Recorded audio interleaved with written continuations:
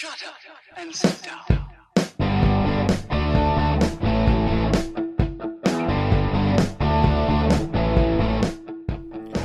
Welcome to Being on Stage, the only podcast that gives you motivation, inspiration, and confidence to be better on stage.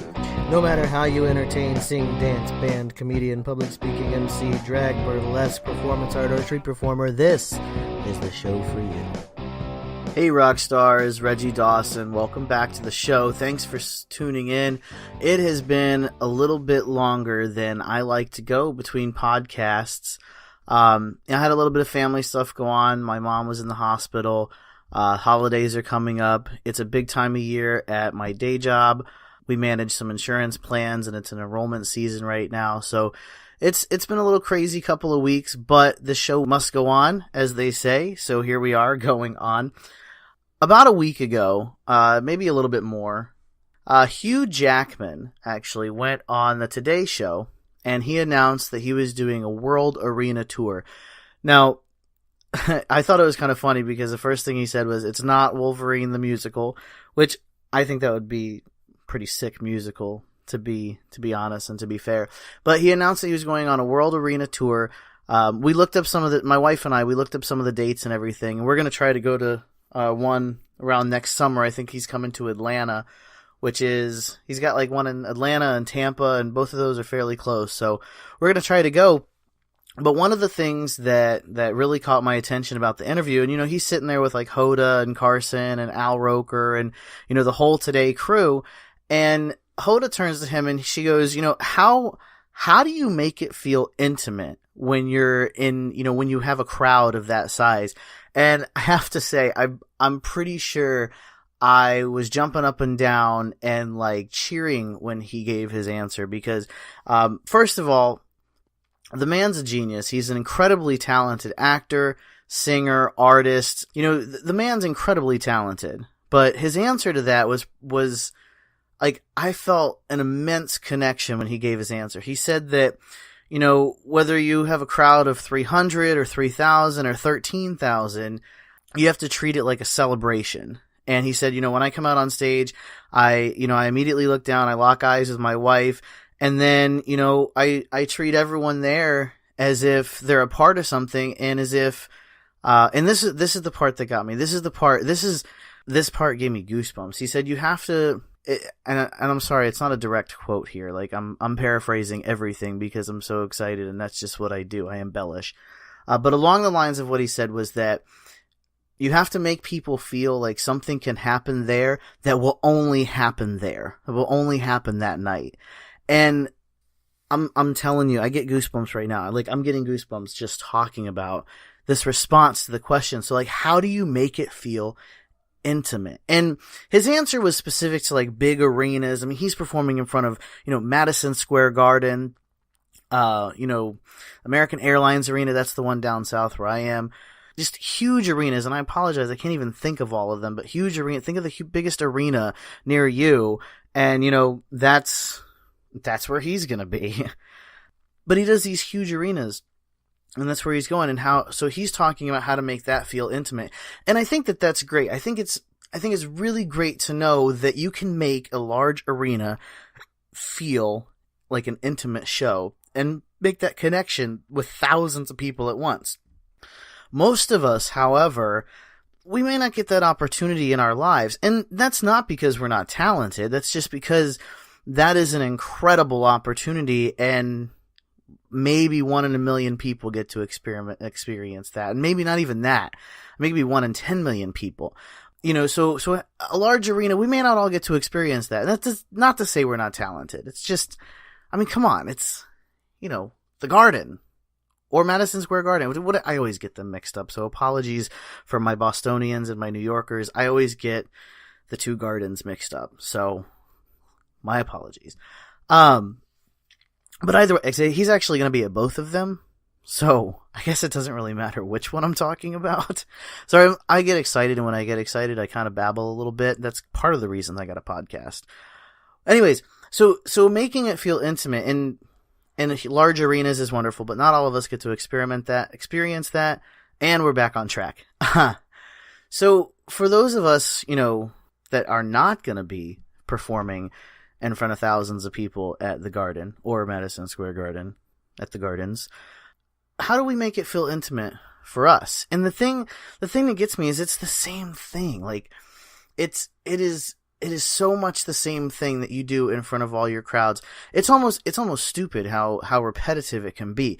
It's repetitive, but it's not repetitive. So every time you do a show, you have to repeatedly, connect with the audience and treat them like something wonderful is going to happen and engage with them, talk to them, and ultimately make them feel like there is no other night or show that is like the one that they're seeing.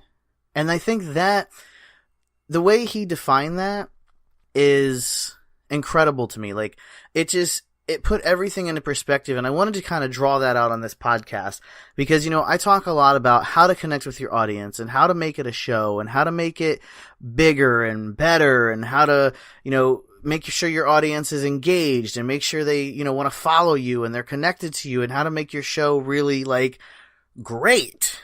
And, so this is the stuff that I talk about. So when he made that connection of make it feel like whatever happens there is only happening there. And the difference here is, you think about the theater, okay? So yeah, certain things could happen, a line could get missed, but think about the theater.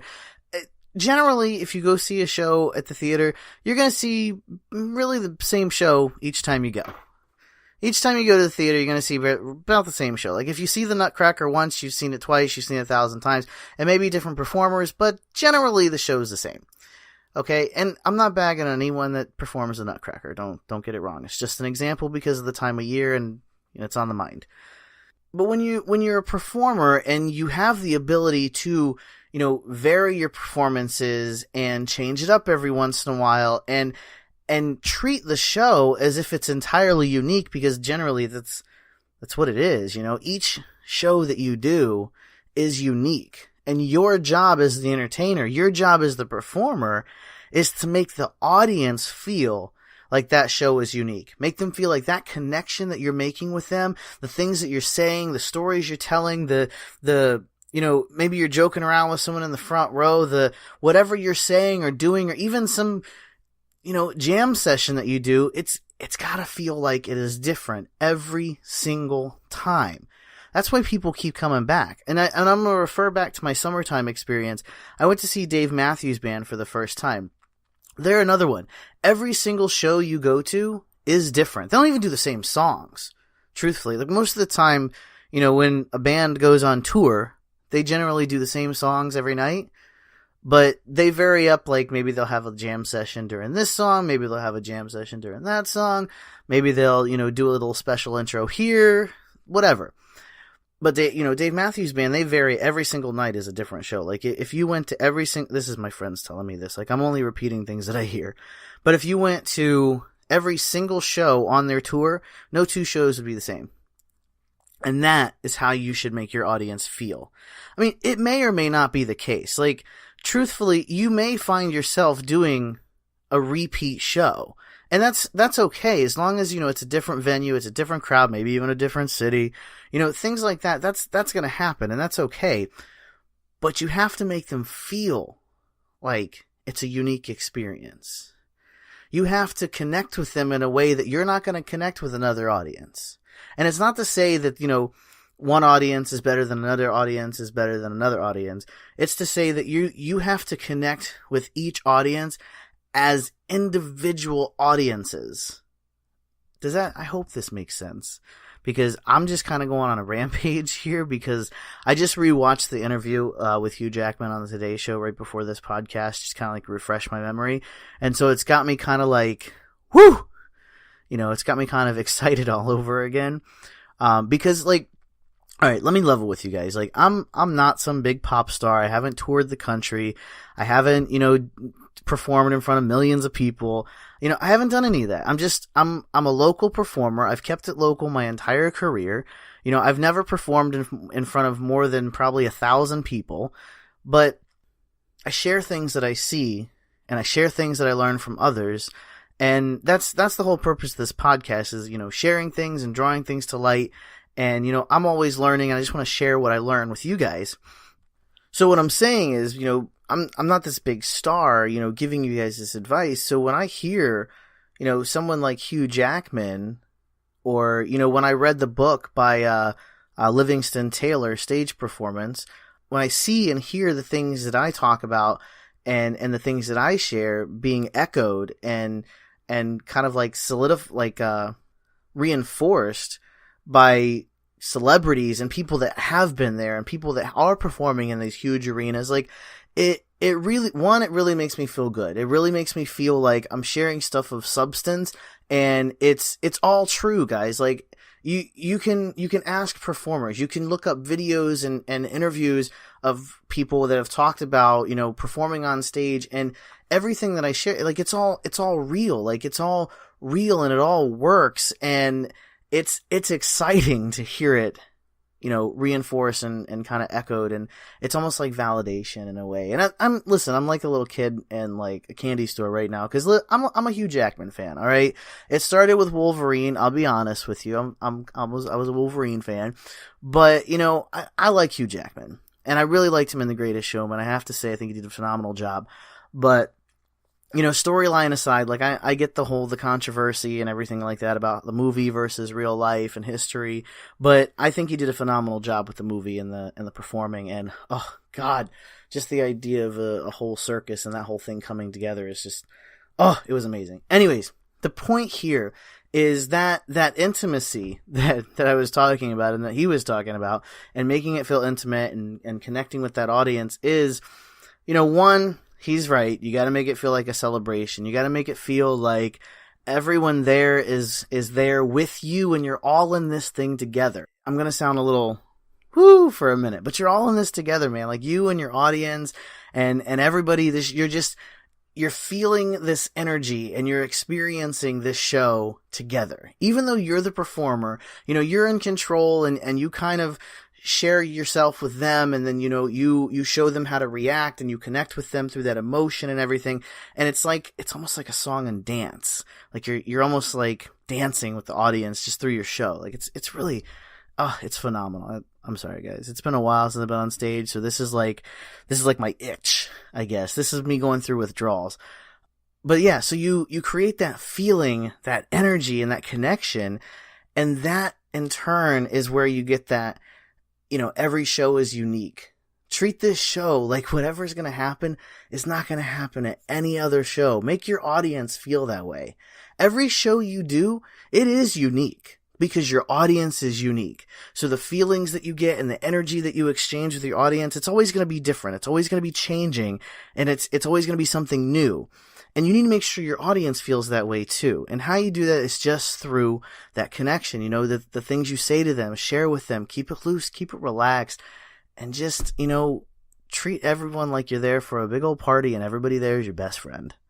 Whether it's 5 people, 50 people, 500, 5,000, 50,000, just treat them all like there are 50,000 of your closest friends. And whatever happens is not going to happen anywhere else at any other time or with any other people than the people that are right there together, yourself included. Okay, I went along on this one. I'm a little crazy. I almost knocked something off my desk just now. But listen, if you want more being on stage, if you just can't get enough of all the craziness, if you want more, head over to Facebook. You can go to the Being on Stage group. There's a few of us in there. I get in there every once in a while, share some stories and everything. It's there for networking and learning and collaborating, if you will. But yeah, you can also get there easily by going to beingonstage.com/group, GROUP. We'd love to have you in there. There's a couple of questions, just formality. You'll get in. Don't worry. I know the guy that runs the place. I can get you in. Also, if you head over to iTunes, you can click subscribe to make sure you get the latest episodes, which I promise will not be as far apart as the last one to this one. And while you're there, if you could do me a personal favor and leave a rating and a comment, I would really appreciate it. Thank you so much again for tuning in. I want to give a special shout out to all our new listeners over the past couple of weeks. I hope you'll stick with it. I'm glad to have you here, and I look forward to seeing you all in the Facebook group. And as always, keep on shining.